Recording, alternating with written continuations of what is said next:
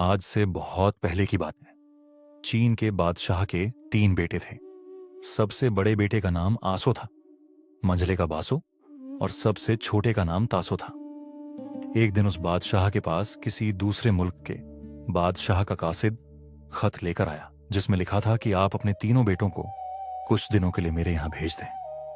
मेरी इकलौती बेटी खासवान तीनों शहजादों में जिसे पसंद करेगी, उसके साथ शहजादी खासों की शादी रचा दी जाएगी। दूसरे दिन चीन के बादशाह ने अपने तीनों बेटों को अपने पास बुलाया और उनको उस खत के बारे में तफसील से बताया, और फिर इन तीनों को कुछ हिदायतें देकर एक बड़े लाव लश्कर के साथ तीनों शहजादों को उस बादशाह के मुल्क की तरफ रवाना कर दिया। जब इन शहजादों ने आधा रास्ता तय कर लिया तो कुछ देर आराम करने के लिए जंगल में एक खूबसूरत जगह का इंतखाब करके ठहर गए। यह दिन बड़ा सुहाना था। ठंडी ठंडी हवाएं चल रही थीं, हर तरफ सब्जा बिखरा हुआ था।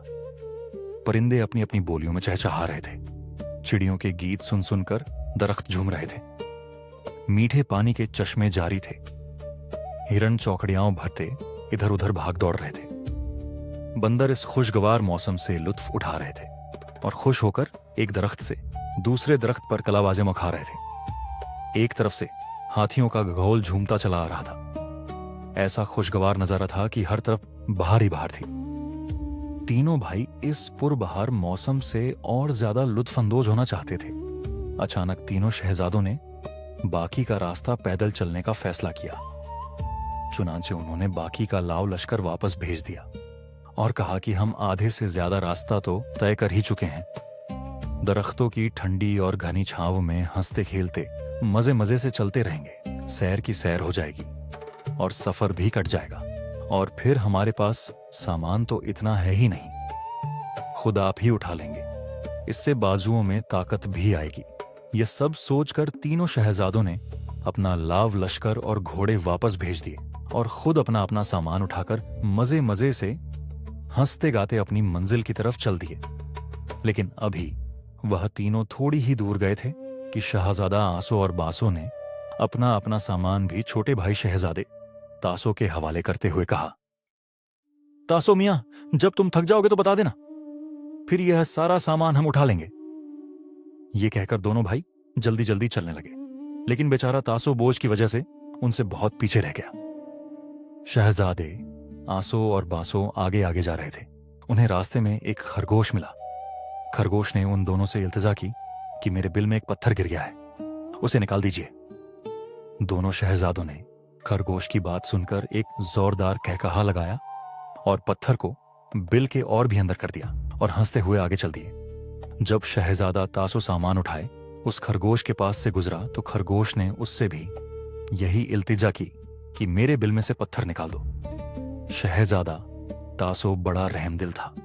उसने सामान को जमीन पर रख दिया और झुककर बिल से पत्थर बाहर निकाल दिया। खरगोश खुश होकर कहने लगा, मियां तासो, सब्ज गेंद उठाना। ये कहकर खरगोश झाड़ियों की तरफ भाग गया और नजरों से ओझल हो गया। दूसरे दिन जब तीनों शहजादे शहजादी खासों के शहर में पहुंचे तो उनका बहुत शानदार इस्तकबाल किया गया और उनको एक जुलूस की शक्ल में महल में लाया गया। उनकी बहुत खातिर मदारत की गई। फिर शहजादी ने उनसे कहा, यह 3 रंगीन गेंदें हैं, तुम तीनों एक एक गेंद उठा लो। शहर से बाहर एक बहुत बड़ा मैदान है, वहां जाकर तुमने इन गेंदों को फेंकना है। जिसकी गेंद सबसे दूर जाकर गिरेगी मैं उसके साथ शादी करूंगी। उस वक्त शहजादा तासो को खरगोश की बात याद आ गई कि तासो मियां सब्ज गेंद उठाना। दिल ही दिल में वह हैरान था। अल्लाह जाने क्या माजरा है, मगर उसने सब्ज गेंद उठा ली। बासो ने सियाह और आंसू ने सुर्ख गेंद ले ली। गेंदें लेकर तीनों शहजादे एक खुले मैदान में पहुंचे जहां पर लंबी लंबी घास उगी हुई थी। तीनों भाई एक कतार में खड़े हो गए और अपनी अपनी गेंद फेंकी। जब सब्ज गेंद घास पर गिरी तो खरगोश, जो पहले ही से घास में छुपा बैठा था, झट गेंद को मुंह में पकड़ा और तेजी से भागता हुआ गेंद को दोनों भाइयों की गेंदों से आगे ले गया। तब शहजादा तासो की शादी शहजादी खासों से हो गई और दोनों हंसी खुशी महल में रहने लगे। उधर जब आसो और बासो सर पर अपना अपना सामान उठाकर हाँफते हुए आहिस्ता आहिस्ता घर की तरफ लौट रहे थे तो उनके सामान के ऊपर खरगोश बैठा हंस रहा था। लेकिन शहजादा आसो और शहजादा बासो को यह बात